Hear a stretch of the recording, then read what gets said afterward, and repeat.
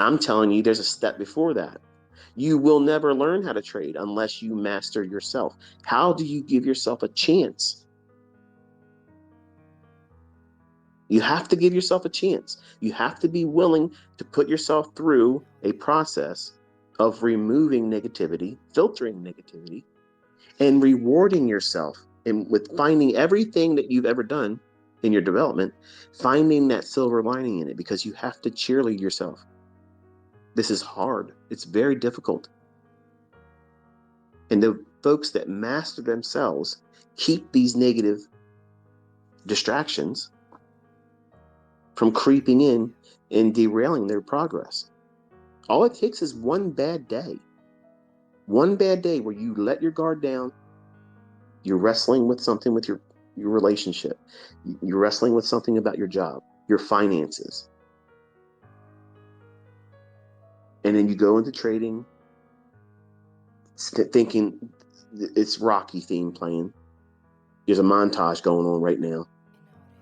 You're playing in your earbuds every comeback song that ever came across the TV movies or whatever it is, and you're in that. You're the main character now, and you're going into the market to prove something.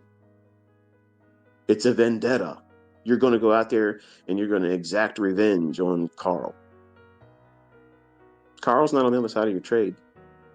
Carl's still at the desk at work, trying to get employee of the month again.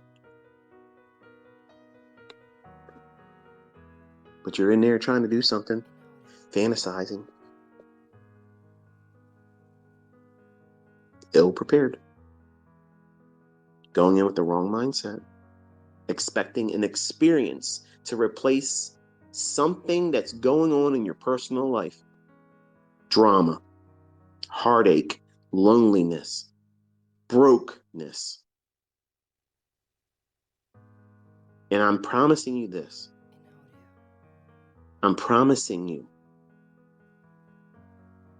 if you trade like that, where you have to have a transaction that replaces anger, resentment, someone broke up with you, a job fired you, your children are doing things, unruly, and they're making bad decisions, and you can't do it because they're young adults.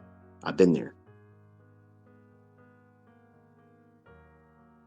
Going through a divorce. You lost a loved one. Midlife crisis. I had one. I bought a motorcycle and regretted it. Still regret it. But those things, I promise you, if you go in to any trade and the real root cause for you pushing that button is any one of those things, you're doomed. You're doomed. You might get lucky and you might win. But here's what's going to happen. As soon as you win, 10 minutes, maybe 20, if it even lasts that long, it's not going to satisfy you. You're still going to have that heartache, that woman that walked out on you, that now you feel like you got to do like ICT thought he was going to do when he was 20 years old. I'm going to win her back. I'm going to make a lot of money. I'm going to win her back with a lot of money. It doesn't work like that. I'll show my boss I don't need him. I'm going to go over leverage this account because I'll feel good. And if you win, as soon as you do it, and the trade closes in profit, you're going to peacock around like I was doing today, teasing my wife. When I say that, I'm just walking around there gloating. She doesn't care. But today, when you see these movements in the marketplace, that's not typical of non-farm, so I want you to make sure you have that in your notes. But when you have these moments where you go into the marketplace yourself and you win under the context that you went in needing stimuli to make you feel significant, to make you feel better, to coddle you emotionally, to replace this emptiness that the real world outside those candlesticks is putting on you, that everybody else endures too. But you're at a breaking point and you just need a release. You need to be able to feel good about something. And if it happens and it works in your favor, that is going to be the shortest lived satisfaction ever. Because it can't compete with the things that you're bringing into trading. How are you gonna take that winning trade that you over leveraged? I don't care if you made $20,000. That win is only going to feel good for so much time.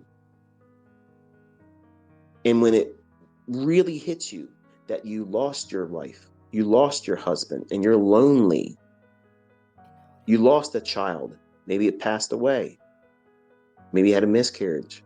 We've been there. We know that pain. It sucks. But that win, it won't counter that level of ache. So don't go into trading with it. You can't fix those things with trades. Winning trades don't fix those things.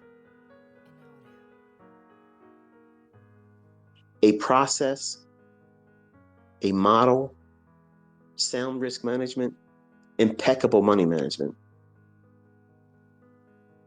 Those things deliver wins. And those wins need to be collected without any emotion. Okay, I made another $1,000 today. Okay, I made another $500 this trade. Okay, I made $20,000 this month. Okay. You're not getting excited. It is just simply your job. I mean, when you get your paycheck, maybe some of you got paid today. Did you open up the envelope? On the stub that you got said that your direct deposit says this is the amount of money you got. Did you think, woo, look at that, baby, look at that, honey, look at that? Did you go around parading around your wife or husband?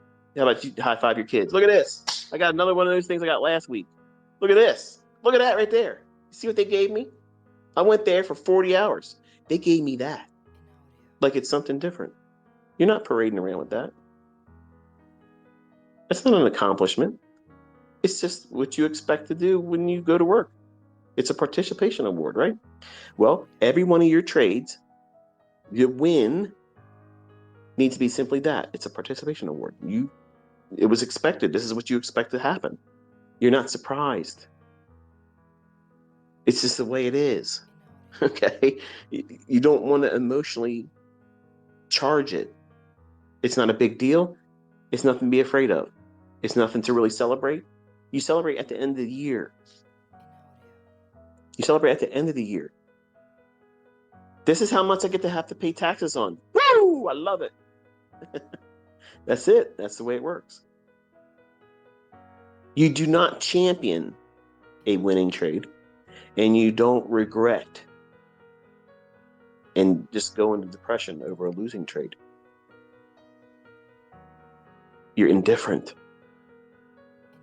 It's just business. It's all it is. It's just business. You showing up to your job at your regularly scheduled time for the time you're supposed to punch in to the time you go home and punch out. It's just business.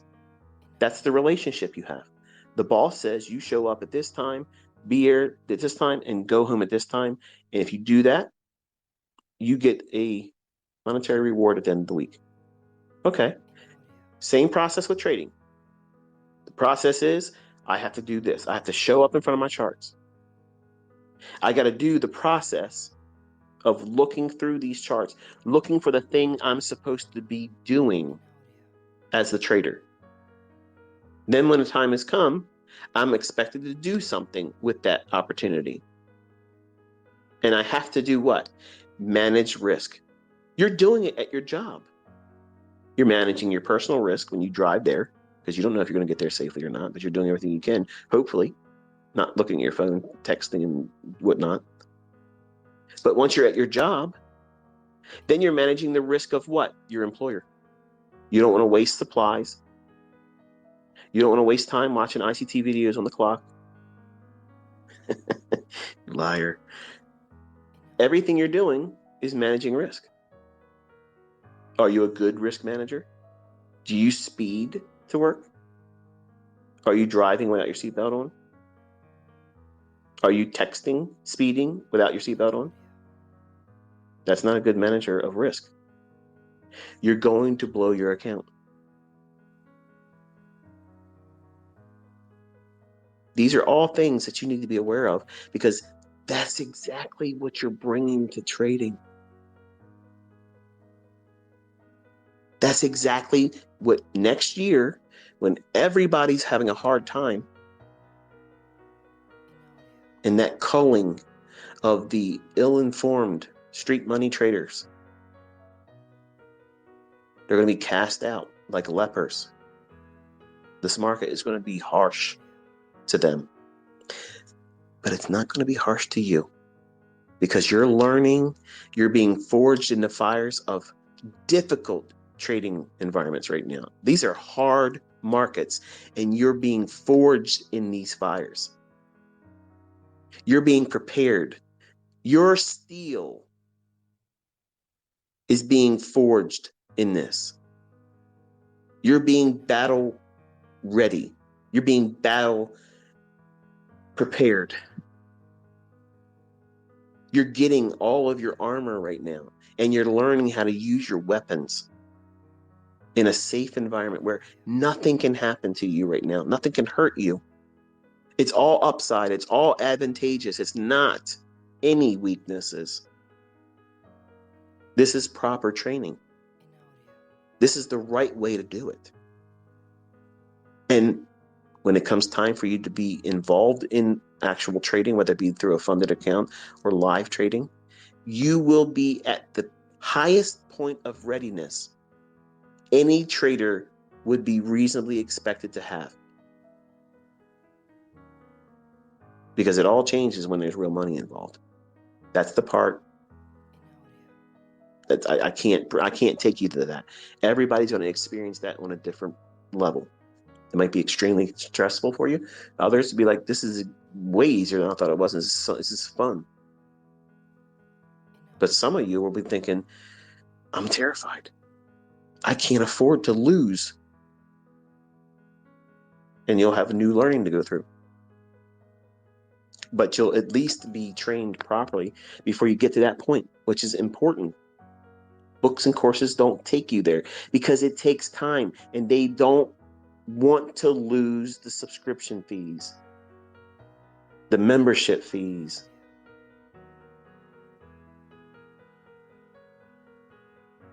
I told you coming in this year, you're going to have to work. It's going to take longer than you thought. You're going to have to do a lot of things that you don't feel comfortable doing. But you're going to be doing that the rest of your life as a trader anyway. So you might as well warm up to the idea. Back testing, studying charts, looking at charts. Before a trade can form, what are you doing? Looking at charts. You have to look at them, right? You have to. So you might as well get used to the idea of doing it and enjoying it. And that's what tape reading is doing for some of you. It's wonderful to see the comments that some of you are like, I love this. Like, this makes so much more sense to me now. I didn't know what I was looking for. And now I don't have any fear of losing, and I'm learning. I don't get all excited about having to make a winning trade. I'm just studying price, and I'm learning so much. Hallelujah. Thank you, Jesus, because that's exactly what you're supposed to be feeling right now. You're replacing that desire to make money right now when you're not prepared to make money. So it's unrealistic for you to try to make money when you don't know how to make money.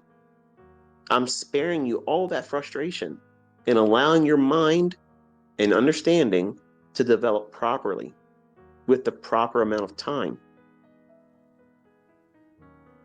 And you'll much more appreciate it next year when I'm not doing this anymore, and you'll have all this experience to lean on.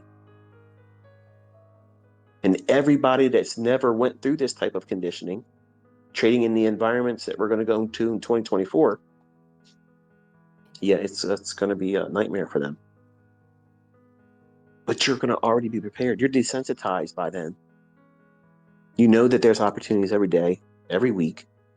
You know when it's likely to hurt you. when everybody else is being told to rush in there and trade. This is when the markets are moving around. Yeah, they're moving around with the intent to take you out.